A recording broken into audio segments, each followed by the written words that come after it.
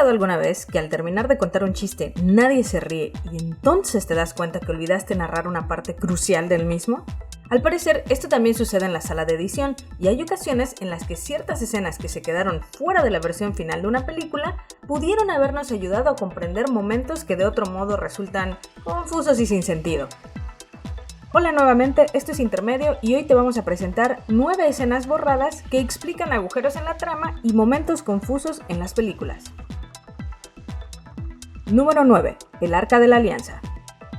Al parecer, si miras directamente el Arca de la Alianza, la cara se te derrite más rápido que si pusieras un helado bajo el chorro de agua caliente.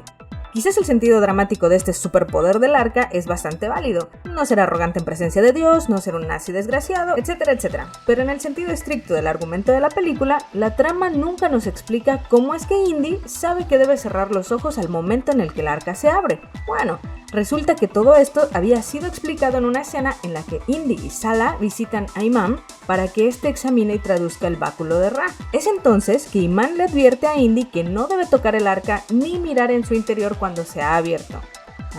Ahora todo tiene sentido. Número 8. ¿Sabes lo que le sucede a un sapo? De acuerdo, esto no califica propiamente como un momento confuso, sino como uno muy pero muy malo. Aquí hay que comprender que la primera película de los X-Men fue en el año 2000, muchísimo antes de que se dejara venir la marejada de películas de superhéroes que existe hoy en día, cargadas de acción, efectos especiales que nos aceleran el corazón y esos trajes de locura. Digo, no vamos a comparar esto con esto, ¿verdad? Del mismo modo, el guión de esa primera película fue un poco, aceptémoslo, bobo, y esta es solo una prueba de ello. You know what happens to a toad when it's struck by lightning?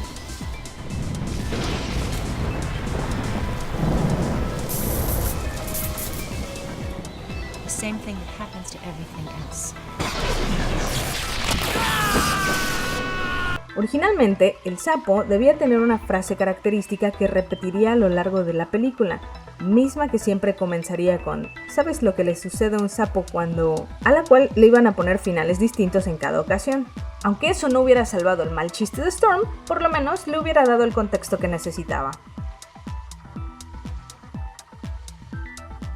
Número 7. El Rey Scar. Este agujero en la trama es tan pequeño que quizá nunca le hayas puesto atención. ¿Alguna vez te has preguntado qué hacía Nala cazando en la selva en la que Simba había tomado refugio?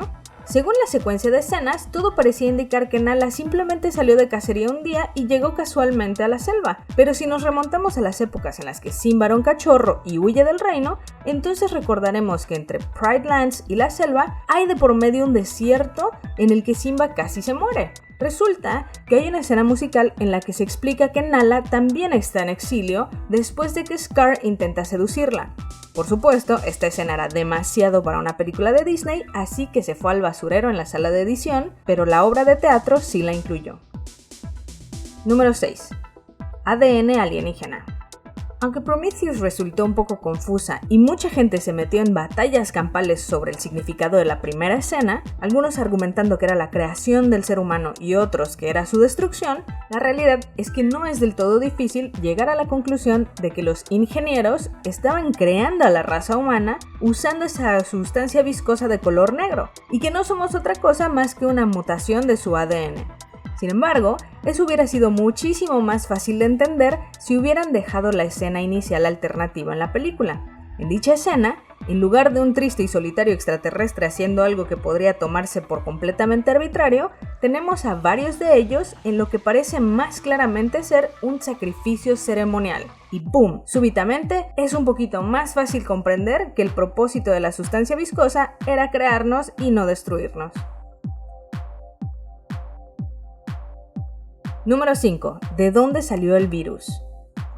Independence Day y todas sus maravillas, como volar en pedazos la Casa Blanca, el perro saltando justo antes de que el fuego lo consuma y Will Smith diciendo «Bienvenido a la Tierra» después de noquear al extraterrestre.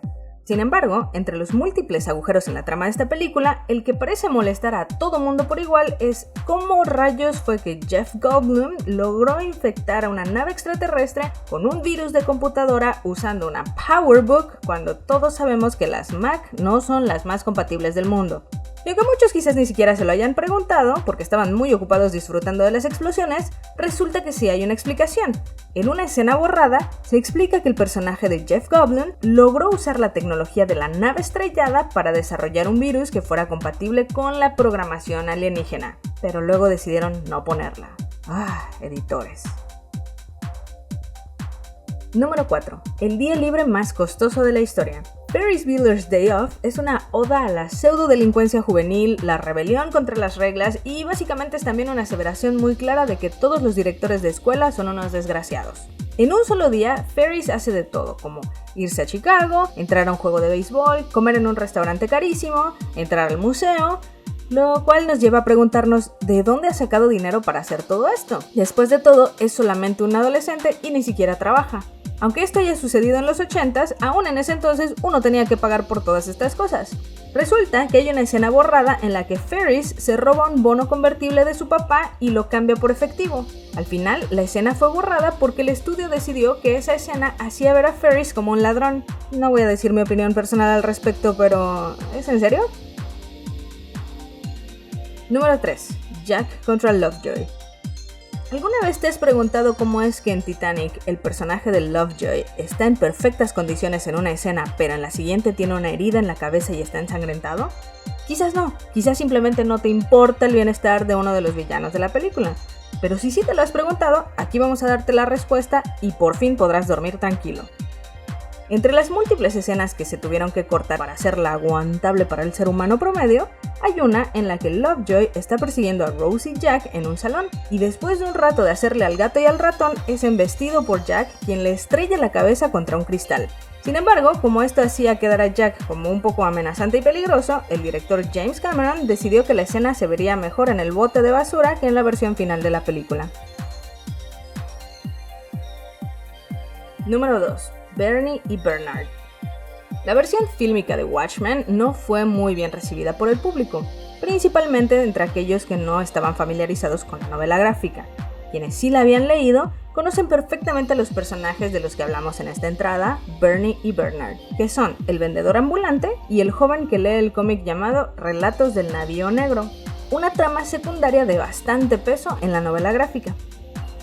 En el clímax de la película, estos dos personajes están en el centro de la destrucción, pero mucha gente terminó preguntándose por qué debería importarle ese par de desconocidos. Además de haber sido de bastante peso en la novela gráfica, Bernie y Bernard habían tenido varias escenas en la película también, pero tristemente todas fueron borradas.